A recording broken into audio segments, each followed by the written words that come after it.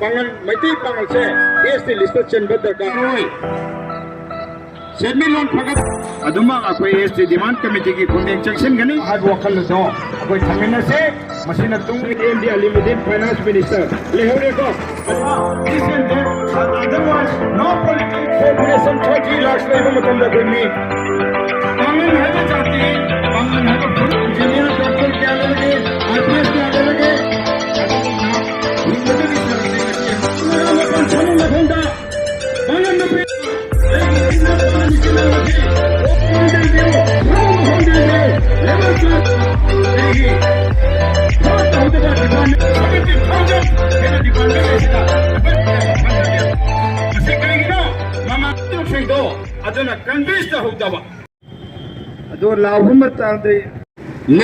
Meitei Pangal singbu nathai dina thamba yaroi yaroi yaroi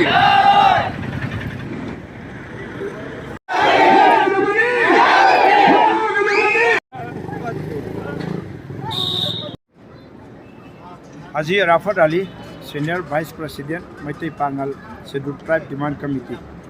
Nasi akhoi ki Kwakta Bazar ki ahalaman amadi maru pangki imaibel chinnaw nungsi khraba mayam china akhoi ki ST Demand Committee ki sit and protest ama tawjersi ki maksati akhoi ki Manipur da lairiba damina riba punna jati bichati khaidana Manipur se whole tribal adi ST Scheduled Tribe state oina lauthok piu haibagi we voice amtang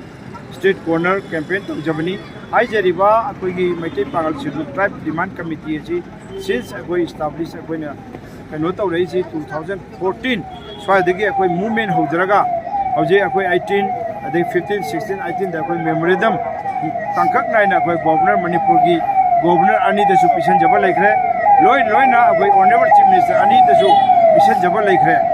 hanagi da su hoje ki president da su aduga loi na hoje protest moina akhoi gi khongjang ama 2023 ki tang akoina January ki kunithoi da aba kheti gaw da chauba Manipur gi oiba akoi convention the future prospect of Meitei Pangal haiba theme da akoi naine chagi convention adugi akoi miyoi lising taruk tare hina tilaba miyoi dugi warep tu da mayam amata oina yanakhiba motu da adugi makhata ba khongjang oina Manipur gi elected leaders sing leiriba Manipur gi assembly da ukhatpina bagi damakta Manipur gi leader elected MLA sing da koi khongjang amoina part of the koi khongjang gi changba hujagre loina MLA ayamba akoi Manipur gi tampa ke MLA gi sing loina akoi ayamba tangkhaim of the almost koi completion tore loina laiba assembly mangda laiba assembly 2 days ki asida khanna naina biraga yaragadi akoi gi uthokpiu tawgadabni pangan bunai thaibi yaroi akoi pangal asi amna one of the backward akoi so tharaba adugumba kainoni iroi naraga lairaba indigenous amani koi Meitei chinnaw sing amadi tribe chinnaw sing leiba jati ahumna khundaraga punna leijeriba miyoi lak uthra sigi manung sida koi pangal lak ahum yaudaba ani makai gi changchat yamna sothariba se hiram khojing da koi gi education da oiro financial da oiro living style da oiro culture da oiro hiram khodi makta loina sothariba nina chisu